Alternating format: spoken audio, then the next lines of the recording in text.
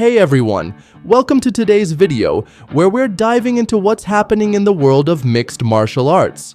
Let's start with some fights that have been floating around for a while, like they were in the works, like something was already happening with them, like they were about to be finalized, but in the end, almost all of them fell apart. A batch of these fights was tied to the upcoming UFC 314 event in Miami. That card is set for April. We've been hearing that something might be coming together there. One fight that seems to be lined up is the co-main event, a title bout in the flyweight division. Alexandre Pantoja is reportedly facing Kai Kara-France. Sounds like a solid matchup, makes sense, and Pantoja himself has said, "Yeah, I'd love to fight there. I live in Miami, it's convenient, it's perfect for me." But at the same time, he also admitted that no one has officially offered him that fight, he hasn't seen a contract, and he has no idea what people are talking about. Still, if it happens, he's down for it. He's ready to fight Kai Kara-France, no problem, but as of now, he hasn't heard anything. So maybe UFC does have something planned, but those plans and rumors haven't reached Pantoja yet. Another big update this week was the possibility of Arman Tsarukyan facing Michael Chandler on the same card. Arman has been saying he's ready for Chandler, and Chandler himself has called it a solid fight for him. No disagreements there, especially since Dana White has mentioned that Arman needs to fight someone else before getting another shot at Islam Makhachev. So it looked like things were adding up, until they weren't. Turns out this one's fake too. Even Chandler himself hinted that the matchup made sense, but Arman's team shut it down today. Two different managers stepped in to clear things up. His main manager, Sayat Abdrakhmanov, called the rumors fake and said it's unclear when Arman will actually be ready, likely due to his health situation. Meanwhile, his US manager Daniel Rubenstein was much more direct. He outright stated that no real negotiations ever took place for this fight. The only truth to the story is that Arman is slowly getting back to training, and everything else the media reported about a Chandler fight is complete nonsense. On top of that, Rubenstein even went after the journalists spreading these rumors, saying this kind of misinformation messes up actual negotiations for Arman and should not be happening. Who exactly got in the way of what? I have no clue. Anyway, moving on to other news. There are still a few more fights that fell apart and a couple of other fake stories that got debunked. Let's break them down. Let's start with the fake news about a fight between Ilia Topuria and Islam Makhachev in April. From the beginning, it was clear that this was unlikely, and now it's confirmed. Just a rumor, no real discussions about that matchup at the moment. But there are also issues with a fight that was supposedly in the works. That would be the Miami event scheduled for April, where Topuria was rumored to face Alexander Volkanovski. In reality, neither this fight nor any other has been officially set up or even seriously discussed. Even Topuria himself has no idea what's next for him. He doesn't know who the UFC will book him against. He has openly stated that he wants to move up to lightweight because a fight with Makhachev interests him the most. Sure, he's seen everyone calling Makhachev the #1 pound-for-pound fighter right now, but he completely disagrees. In his opinion, he is the true best pound-for-pound fighter, not Makhachev. He's confident he will finish him and claims that when they fight, he'll be able to do whatever he wants in the octagon because he's simply better everywhere. If he does have to fight at featherweight again, something Ilia Topuria is not eager to do, he's already hinted that a rematch with Alexander Volkanovski doesn't excite him, and he doesn't see it going any differently. Most likely, he finishes Volkanovski again. Just for variety though, he's thinking about ending the fight with a submission instead of a knockout, maybe catching him in a choke, so his highlight reel isn't just filled with KOs. As for other contenders, he believes Diego Lopes deserves a title shot more than anyone else, especially more than Movsar Evloev. Sure, Evloev has 8 wins, but all of them were decisions, and some were even split decisions.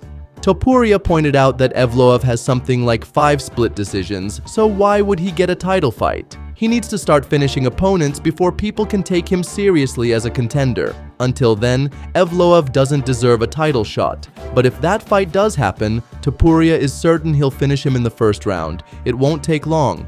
More than anything though, Topuria wants a high-profile opponent, someone with a bigger name, someone he can build a real rivalry with and generate major hype. Speaking of Topuria, yes, he's in Australia right now, which is a bit unexpected. UFC 312 in Australia has attracted a lot of fighters, even those not directly involved in the event. It's clear that Ilia Topuria is there to support Alexandre Topuria, but he's not the only one. His fellow countrymen have also gathered.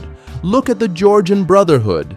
Guram Kutateladze is there supporting Alexander, and Merab Dvalishvili has also flown in to back his compatriot. Diego Lopez is in Australia as well, training at a local facility with Alex Pereira. Interestingly, Pereira isn't fighting on this card either, yet he's here and will even be cornering Sean Strickland. Though it's a bit unclear what kind of instructions he'll be giving, considering their entire communication seems to consist of the word Shama, but that's another story. In short, a lot of MMA stars have gathered here, and they'll likely be sitting front row as special guests. Meanwhile, Ilia's brother Alexander is just now making his debut. He's had a long break. He hasn't fought in nearly 2 years, and no one really knew why.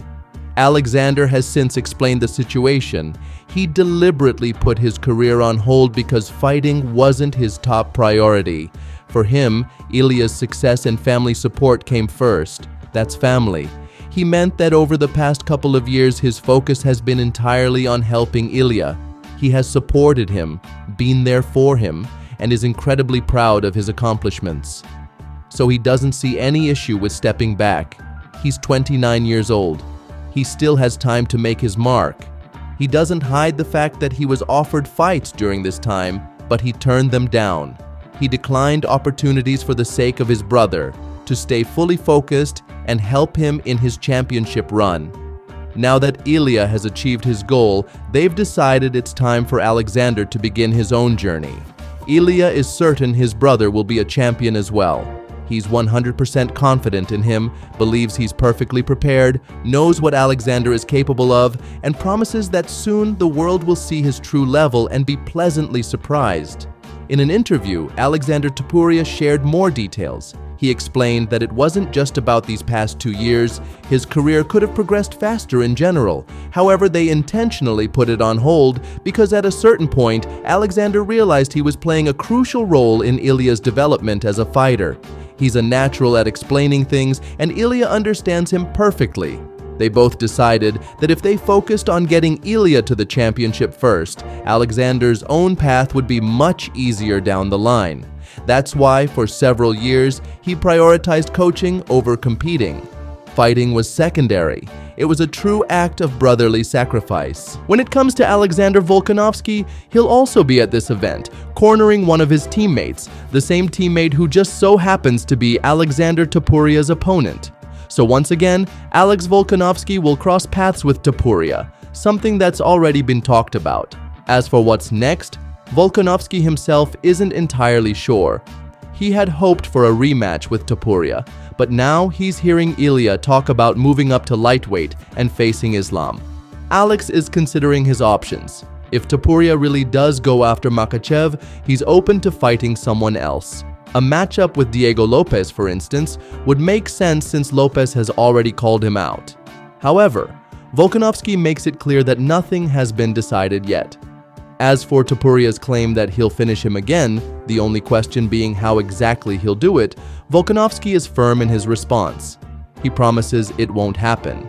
He'll be ready, fully prepared, and his focus along with his camps is to make sure there's no repeat of their last fight. Now, let's get to UFC 312, which has already been mentioned multiple times. This event is set to take place this weekend in Sydney, Australia. The entire fight week has been dominated by Sean Strickland's new persona and, of course, his new mustache. He's putting on a real show, yelling into the mic, flipping everyone off, and relentlessly roasting Khamzat Chimaev as if it's his full-time job. And he's doing it in a way that makes it seem like he's not even fighting Dricus du Plessis this weekend, because he brings up du Plessis far less than Chimaev, whom he manages to mention in nearly every interview. And every time, it's the same routine. calling Chimaev a sellout to a dictator, talking about those G-wagons he took, saying he's nothing but a Chechen prostitute who ran off to the desert to be with the Arabs. Strickland repeats this daily, making it look like he's trying to set up a future fight with Chimaev, even though, officially, that bout isn't even on the table yet. First, Strickland needs to handle business this weekend against Dricus du Plessis, but he's already done everything possible to make sure that if a fight with Chimaev happens, it'll be absolute chaos. Now, a couple of months ago, Chimaev himself hinted that he would be flying out for this event as part of an Australian tour he announced. But Dana White has since shut that down, saying that, as far as he knows, Khamzat isn't supposed to be at this event. However, Dana did confirm that Chimaev will be the next title challenger. He'll fight the winner of du Plessis versus Strickland, which means Nasruddin Imavov will have to wait his turn. Maybe that's why Strickland keeps taking shots at Chimaev, trying to stir something up before it's even official. Chimaev did try to fire back, mocking Strickland's appearance, posting an old photo of him from his younger years, and even making a joke about his father, suggesting he either didn't love Sean enough or loved him a little too much. Not exactly the best joke considering Strickland's past, but let's be real, neither of these guys know the meaning of boundaries when it comes to trash talk. Especially Strickland, and Australian newspapers are taking note. The Daily Telegraph even put out a brutal cover featuring Strickland, because right now, he's out in Australia going off on everyone, including Australians themselves, calling them communists, saying they've got it all wrong, and even taking shots at their relationships. The newspaper ran a headline that read, "For the love of God, somebody shut this man up," alongside a picture of Strickland, captioned, "The biggest imbecile in the UFC." Honestly, I've never seen anything like this, an actual trash talk insult plastered right on the front page of a newspaper. But Strickland has become such a polarizing figure that even journalists are trying to put him in his place. The Australians clearly didn't take kindly to his endless controversial remarks, off-color jokes, and provocations. As for his war of words with Dricus du Plessis, it's been relatively mild so far. They're poking at each other, but nothing too wild. Strickland is trying his best, but du Plessis is outclassing him when it comes to mockery. Right now, a lot of people are talking about Strickland's staph infection, acting like it's some kind of disaster, the beginning of the end for him.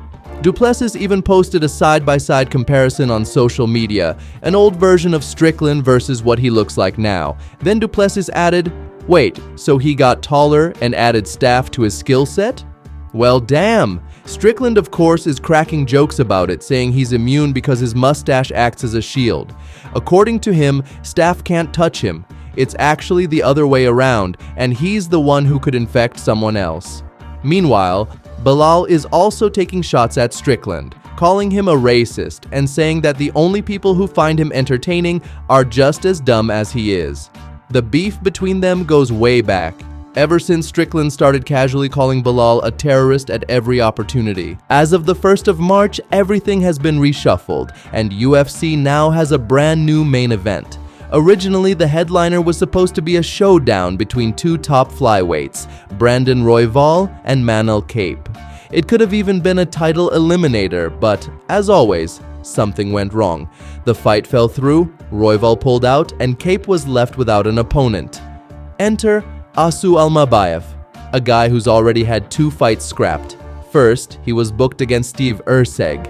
That got cancelled. Then another matchup fell apart. And now, here's the twist. Almabayev is stepping up and headlining the March card against Kape on the night between the 1st and 2nd of March. They're not far apart in the rankings. Almabayev sits at 8th, Kape at 6th, so this is a huge opportunity for Asu to climb the ladder, while Kape is dead set on getting into the title conversation. After his last fight, he called for a title shot, but didn't get it. Maybe this time he'll earn it? We'll see how he performs. Moving on. Francis Ngannou revealed that this morning, his place was raided. Cops stormed into his apartment, terrifying his family. According to Ngannou, he didn't even remotely match the description of whoever they were looking for. But that didn't stop them from forcing everyone to the ground, leaving his loved ones shaken.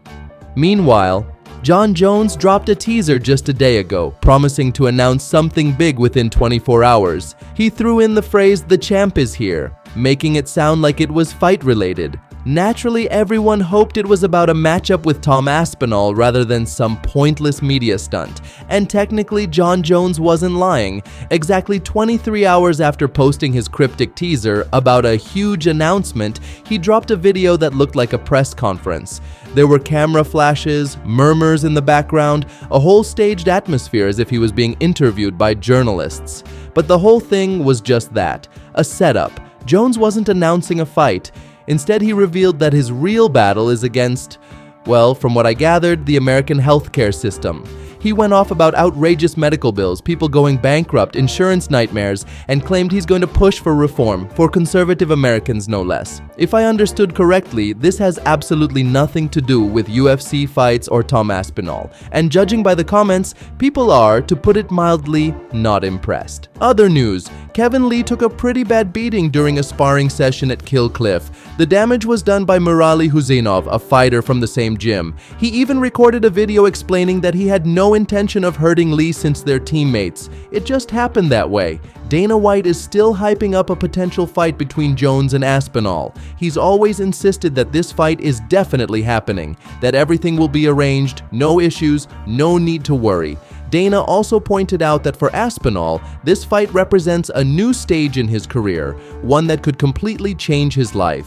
White believes Aspinall is the real deal, and the key thing is, he doesn't just talk, he actually proves it in the cage. According to Dana, there are plenty of fighters who publicly claim they'll fight anyone, but when negotiations begin, it turns out that's far from the truth. Aspinall, on the other hand, is genuinely ready for any challenge, and that's what White likes about him. He's still confident the fight will happen. Meanwhile, Michael Page is out here playing pirate because he now considers himself captain of the ship after his win over Shara Bullet. He even made a Pirates of the Caribbean-style video. Mateusz Gamrot, on the other hand, just hinted that he might have a fight lined up against Brian Ortega. Honestly, that's an interesting matchup, and I'd love to see it. I think Gamrot could have ended up with a lower-profile opponent since he's not the biggest name out there, whereas Ortega is pretty popular despite fighting infrequently. Now for the cancellation of Dominic Cruz's fight. Cruz was set to face Rob Font in a co-main event for UFC in 2 weeks, but he pulled out due to injury. The most interesting part? Just a month ago, Cruz himself said that taking the fight wasn't the issue. The real challenge was making it through camp without getting injured. And, well, looks like that's exactly what happened again. Almost as if he saw it coming, Cruz once again couldn't make it through training unscathed. Daniel Cormier believes Islam Makhachev got ahead of himself when he said he was ready to move up to middleweight and fight for the title. And Cormier isn't saying this as a critic, he's speaking as a close friend and mentor to Islam. You could even call him a big brother. But Cormier is convinced that Dricus' size needs to be respected. He points out that du Plessis weighs around 100 kilograms, while Makhachev never gets heavier than 84 kilograms in the off-season. That's a massive difference, and moving up 2 weight classes is much harder than Islam might think. Moving on.